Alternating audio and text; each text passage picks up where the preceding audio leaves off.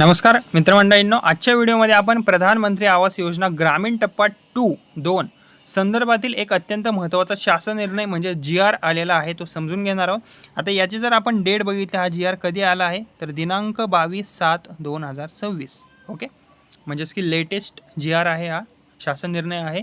आणि या निर्णयामध्ये अनुसूचित जाती SC घटकासाठी आर्थिक वर्ष 2026-27 मध्ये मंजूर करण्यात आलेला निधी, त्याचे वितरण, खर्चाची प्रक्रिया आणि लाभार्थ्यांसाठी महत्त्वाची सूचना याबद्दल सविस्तर माहिती दिलेली आहे. म्हणून हा व्हिडिओ तुम्ही शेवटपर्यंत नक्की पहा, तुमच्यासाठी महत्त्वपूर्ण राहील. ओके, आता जर आपण शासन निर्णय जर नीट निरखून बघितला तर महाराष्ट्र शासनाने प्रधानमंत्री आवास योजना ग्रामीण टप्पा 2 अंतर्गत अनुसूचित जाती घटकासाठी आर्थिक वर्ष 2026-27 साठी एकूण 199.33 कोटींचा नियतव्य मंजूर केलेला आहे. ओके, शासन निर्णयात रक्कम जी आहे ती 19,933.69 लाख अशी नमूद आहे, म्हणजेच की किती, सुमारे 199.33 कोटी. ओके, आता हा जो निधी आहे तो ग्रामीण भागातील पात्र अनुसूचित जाती प्रवर्गातील लाभार्थ्यांना घरकुलाचा लाभ देण्यासाठी मंजूर करण्यात आलेला आहे. ओके, आता जी नंतर जर आपण पॉईंट बघितला, दुसरा अपडेटच म्हणता येईल दुसरी, आता या शासन निर्णयामध्ये या मंजूर निधीपैकी पहिल्या टप्प्यात 39.86 कोटींचा निधी वितरणासाठी मंजूर करण्यात आलेला आहे. आता शासन निर्णयात जर आपण बघितलं तर शासन निर्णयात ही जी रक्कम आहे ती 3,986.74 लाख अशी नमूद आहे. आणि हा जो निधी आहे तो सचिव ग्रामविकास विभाग यांच्यामार्फत संबंधित यंत्रणांना वितरित केला जाणार आहे. ओके, आता या शासन निर्णयामध्ये तिसरी जी अपडेट आहे ती जर बघितली तर हा निधी फक्त पात्र अनुसूचित जाती घटकातील लाभार्थ्यांना घरकुलाचा लाभ देण्यासाठीच वापरला जाणार आहे, म्हणजेच या निधीचा इतर कोणत्याही कारणासाठी वापर करता येणार नाही. ओके, आता चौथी जर अपडेट आपण बघितली, ओके, तर असं दिसून येते की शासनाने आता स्पष्ट निर्देश दिलेले आहेत की निधीचा वापर मंजूर आराखड्यानुसार आणि नियोजित उद्दिष्टांसाठीच करावा. अनावश्यक खर्च आहे तो टाळावा. निधीचा योग्य आणि पारदर्शक वापर करणे संबंधित अधिकाऱ्यांची जबाबदारी असेल.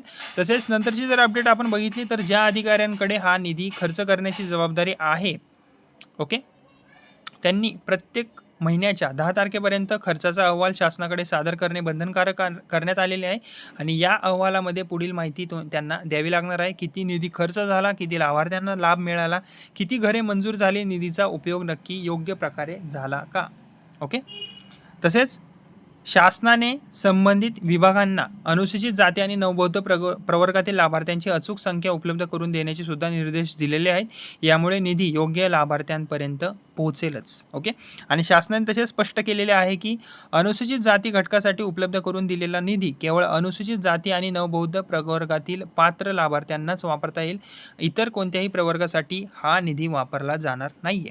आणि या शासन निर्णयामुळे ग्रामीण भागातील अनेक पात्र अनुसूचित जाती कुटुंबांना घरकुल मंजुरीची प्रक्रिया अधिक वेगाने होण्याची अपेक्षा आहे. तसेच मंजूर निधीमुळे प्रलंबित घरकुल प्रकल्पांनाही आता गती मिळू शकते. ओके, तर लाभार्थी मंडळींनो, तुमच्यासाठी काही महत्त्वाची सूचना आहेत. जर तुम्ही प्रधानमंत्री आवास योजना ग्रामीण अंतर्गत अर्ज केला असेल तर तुमच्या अर्जाची स्थिती तुम्ही नियमित तपासा. आधार कार्ड, बँक खाते आणि मोबाईल क्रमांक अद्ययावत अपडेट ठेवा, बरोबर ठेवा. ग्रामपंचायत किंवा संबंधित अधिकाऱ्याशी तुम्ही संपर्कात राहा. कोणत्याही दलालाला तुम्ही पैसे देऊ नका. ओके, शासनाकडून मिळणारी सर्व आर्थिक मदत थेट बँकेत DBT पद्धतीने तुम्हाला जमा केली जाते, त्यामुळे काही टेन्शन घ्यायची पण गरज नाही आहे. आणि हा शासन निर्णय अनुसूचित जाती घटकासाठी निधी वितरणासंबंधीचा आहे. यामध्ये योजनेच्या पात्रता निकषांमध्ये किंवा घरकुलाच्या अनुदानाच्या रकमेत कोणताही नवीन बदल जाहीर करण्यात आलेला नाही आहे. मुख्य उद्देश म्हणजे मंजूर निधी वेळेत वितरित करून पात्र लाभार्थ्यांना घरकुलाचा लाभ मिळवून देणे हाच आहे. ओके, आता हा पूर्ण शासन निर्णय तुम्ही इथं रीडसुद्धा करू शकता. ओके, इथे तुम्ही वाचू शकता. आणि आलाय कधी, दिनांक इथे बघा 22/7/2026. ओके, आणि अशाच प्रधानमंत्री आवास योजना, लाडकी बहीण योजना, नमो शेतकरी योजना, PM किसान, पीक विमा आणि महाराष्ट्र शासनाच्या ताज्या अपडेट सर्वात आधी मिळवण्यासाठी आपल्या या व्हिडिओला लाईक करा. माझं हे बडी नावाचं चॅनल आहे, त्याला सबस्क्राईब करा आणि ही माहिती जी आहे ती गरजू नागरिकांपर्यंत नक्की शेअर करा. धन्यवाद.